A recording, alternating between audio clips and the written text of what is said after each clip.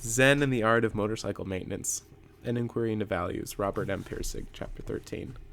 John and Sylvia eat their breakfast hotcakes and drink their coffee, still caught up in the mood of last night, but I'm finding it hard to get food down.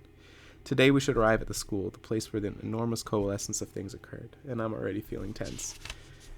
I remember reading once about an archaeological excavation near the east. In the Near East, learning about the archaeologist's feelings when he opened up the forgotten tombs for the first time in thousands of years. Now I feel like the archaeologist myself. The sagebrush down the canyon now toward the Livingston is like a sagebrush you see all the way from here into Mexico. This morning's sunlight is the same as yesterday's, except warmer and softer now that we're in a lower altitude again. There's nothing unusual. It's just this archaeological feeling and calmness of the surroundings that conceals things. A haunted place. I really don't want to go there. I'd just as soon as turn around and go back. Just tension, I guess. It fits one of the fragments of this memory, in which many mornings the tension was so intense he would throw up everything before he got to his first classroom. He loathed appearing before classrooms of students and talking.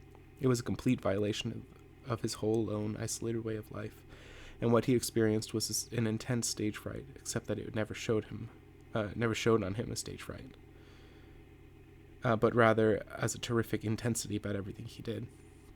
Students had told his wife that it was just like electricity in the air. The moment he entered the classroom, all eyes turned on him and followed him as he walked to the front of the room.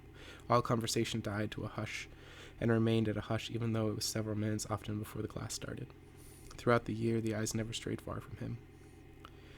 He became much talked about, a controversial figure. The majority of students avoided his sections like the Black Death. They heard too many stories. The school was what could euphemistically be called a teaching college. At a teaching college, you teach and you teach with no time for research, no time for contemplation, no time for participation in outside affairs. Just teach and teach and teach until your mind grows dull and your creativity vanishes, and you become an automaton saying all the same dull things over and over, endless waves of innocent students who cannot understand why you are so dull.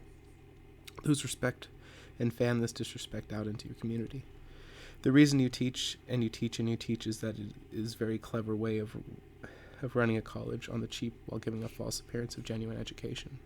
Yet despite this, he called the school by name that didn't make much sense. In fact, sounded a little ludicrous in its view of its actual nature.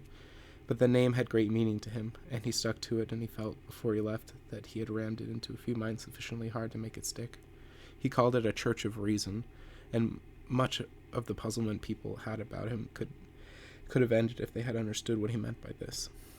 The state of Montana at this time was undergoing an outbreak of ultra-right-wing politics, like that which occurred in Dallas, Texas, just prior to President Kennedy's assassination.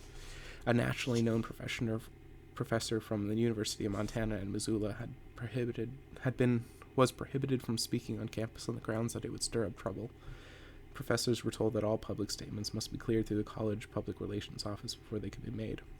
Academic standards were demolished. The legislature had previously prohibited the school from refusing entry to any student over 21, whether he had a high school diploma or not. Now the legislature had passed a law fining the college $8,000 for every student who failed, virtually in order to pass every student.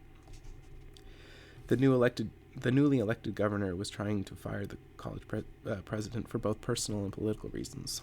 The college president was not only a personal enemy, but was a Democrat. The governor was no ordinary Republican. His campaign manager doubled as state coordinator for the John Birch Society. This was the same governor who supplied at least the list of 50 subversives we had heard about a few days ago. Now, as part of his vendetta, funds to the college were being cut. The college president had passed on an unusually large part of the cut to the English department, of which Phaedrus was a member, and whose members had been quite vocal on issues of academic freedom. Phaedrus had given up, was exchanging letters with the Northwest Regional Accrediting Association to see if they could help prevent these violations of accreditation requirements. In addition to his private correspondence, he had publicly called for an investigation of the entire school situation. At this point, some students in one of his classes had asked Phaedrus bitterly if his efforts to stop accreditation meant that he was trying to prevent them from getting an education. Phaedrus said no. Then one student, apparently a partisan partisan of the governor, said angrily that the legislature would prevent the school from losing its accreditation. Phaedrus asked how. The students said that they would post police to prevent it. Phaedrus pondered this for a while, then realized the enormity of the students' misconception of what accreditation was all about. That night, for the next day's lecture, he wrote out his defense of what he was doing. This was the Church of Reason lecture, which was, in contrast to his usual sketchy lecture notes, was very long and very carefully elaborated. It begins with reference to a newspaper article about a country church building with an electric beer sign hanging right over the front entrance. The building had been sold and was being used as a bar. One can guess that some classroom laughter started at this point. The college was well known for drunken partying, and the image vaguely fit. The article said a number of people had complained to the church officials about it. It had been a Catholic church, and the priest who had been delegated to respond to the criticism had sounded quite irritated about the whole thing. To him, he had revealed an incredible ignorance of what the church really was. Did they think that the bricks and the boards and the glass constituted a church, or the shape of the roof? Here, posing as piety was an example of the very materialism the church opposed. The building in question was not holy ground. It had been desanctified, and that was the end of it. The beer sign resided over the bar, not a church, and those who couldn't tell the difference were simply revealing something about themselves. Phaedrus said the same confusion existed about the university. That was why the loss of accreditation was hard to understand. The real university was not a material object. It was not a group of buildings that can be defended by the police. He explained that when a college lost its accreditation, nobody came in and shut down the school. There were no legal penalties, no fines, no jail sentences. Classes did not stop. Everything went on just as before. Students got the same education as they would if the school didn't lose its accreditation. All that would happen, Phaedrus said, would simply be an official recognition of a condition that already existed. It would be similar to excommunication.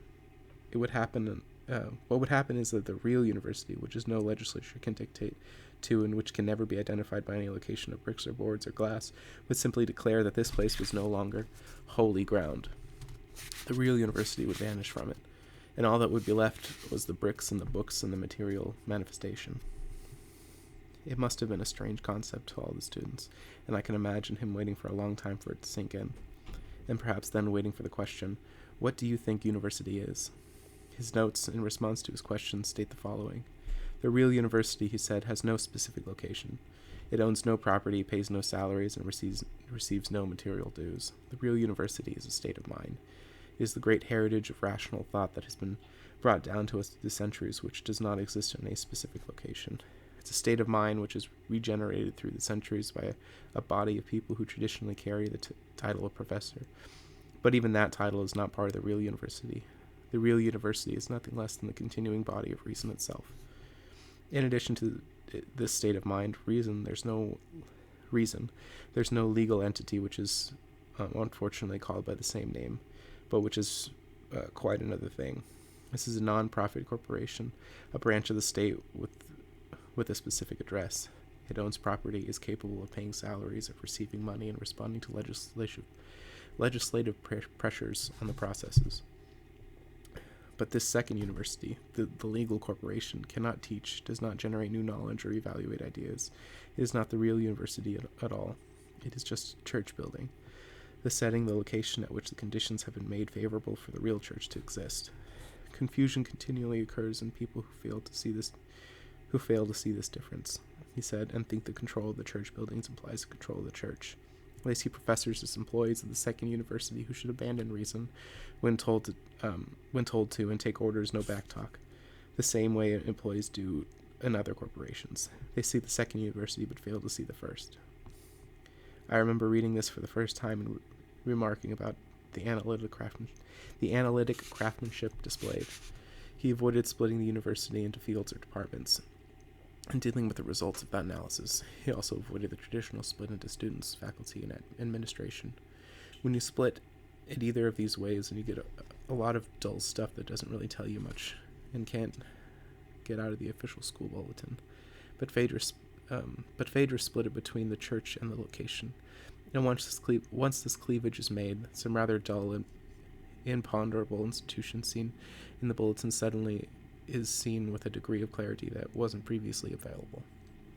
On the basis of this cleavage, he provided explanations for a number of puzzling but normal aspects of university life. After these explanations, he returned to the analogy of the religious church. The citizens who build such a church pay for it, probably, have in mind that they're doing this for the community. A good sermon can put the parishioners in the right frame of mind for the coming week.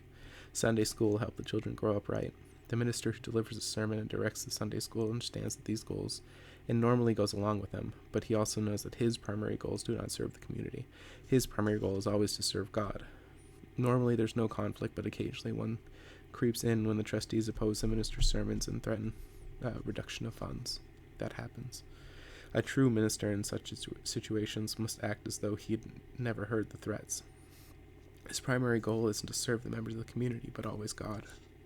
The primary goal of the Church of Reason, Phaedrus said, is always Socrates' goal of truth. It is never, in its ever-changing forms, as it's revealed by the process of rationality. Everything else is subordinate to that. Normally, this goal is in no conflict with the location goal of improving the citizenry, but on occasion some conflict arises, as in the case of Socrates himself. It arises when trustees and legislators who've contributed large amounts of time and money to the location take points of view in opposition to the professor's lectures or public statements. They can lean on the administration by threatening to cut off all funds if the professors don't say what they want to hear. That happens too. True churchmen in such situations must act as though they've never heard these threats. Their primary goal never is to serve the community ahead of everything else. Their primary goal is to serve, through reason, the goal of truth. That is what he meant by the Church of Reason. There is no reason, but that it was a concept that was deeply felt by him.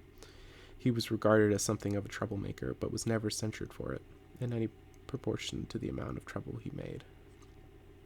What saved him from the wrath of everyone around him was the partly unwillingness to give any support to the enemies of the college, but also partly begrudging understanding that all of his troublemaking was ultimately motivated by a mandate that they were never free from themselves, the mandate to speak the rational truth. The lecture notes explain almost all of why he acted the way he did, but leave one thing unexplained: his fantastic intensity.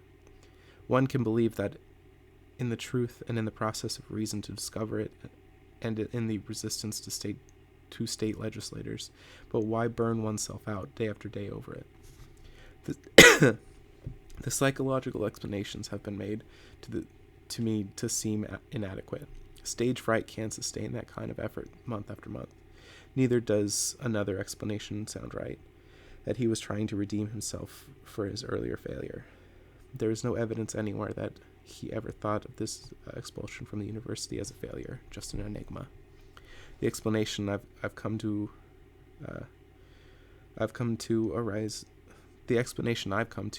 from the discrepancy between his lack of faith in scientific reason in the laboratory and his fanatic faith expressed by the Church of Reason lecture.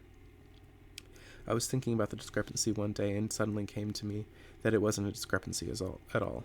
His lack of faith in reason is why he was so fanatically dedicated to it. You are never dedicated to something you have complete confidence in. No one is fanatically shouting that the sun is going to rise tomorrow. They know it is going to rise tomorrow. When people are fanatically dedicated to political or religious faiths or any other kinds of dogmas or goals, it's always because those dogmas or goals are in doubt. The militancy of the Jesuits he somewhat resembled is a case in point. Historically, their zeal stems not from the strength of the Catholic Church, but from its weakness in the face of Reformation. It was Phaedrus' lack of faith and reason that made him such a fantastic teacher. That makes more sense. And it makes a lot of sense out of the things that followed. That's probably why he felt such a deep kinship with so many failing students in the back rows of his classrooms. The contemptuous looks in their faces reflected the same feelings that he had towards the whole rational intellectual process. The only difference was that they were contemptuous because they didn't understand it. He was contemptuous because he did. Because they didn't understand what understand they had no solution but to fail, and for the rest of their lives remember the experience with bitterness. He, on the other hand, felt fanatically obliged to do something about it. That is why his Church of Reason lecture was so carefully prepared. He was telling them you have to have faith in reason because there isn't anything else, but it was faith that he didn't have himself.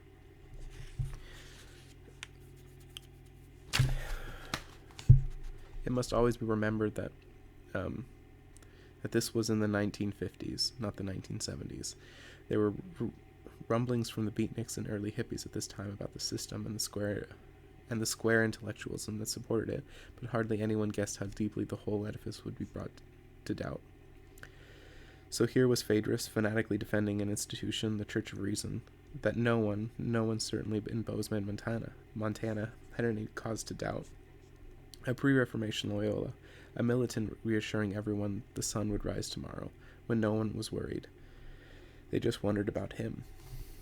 But now, with the most tumultuous decade of the century between him and ourselves, a decade in which reason has been assailed and assaulted beyond the wildest beliefs of the 50s, I think that this Chautauqua, based on his discoveries, we can understand a little better what he was talking about. A solution for it all. If only that were true. So much of it's lost and there's no way of knowing. Maybe that's why I feel like an archaeologist, and I have such a tension about it. I have only these fragments of memory and pieces of things people tell me, and I keep wondering as we get closer, some of the tombs are better left shut. Chris, sitting behind me, suddenly comes to mind, and I wonder how much he knows, how much he remembers. We reach the intersection where the road from the park joins the main east-west highway. Stop and turn onto it. From here we go over a low pass into Bozeman itself.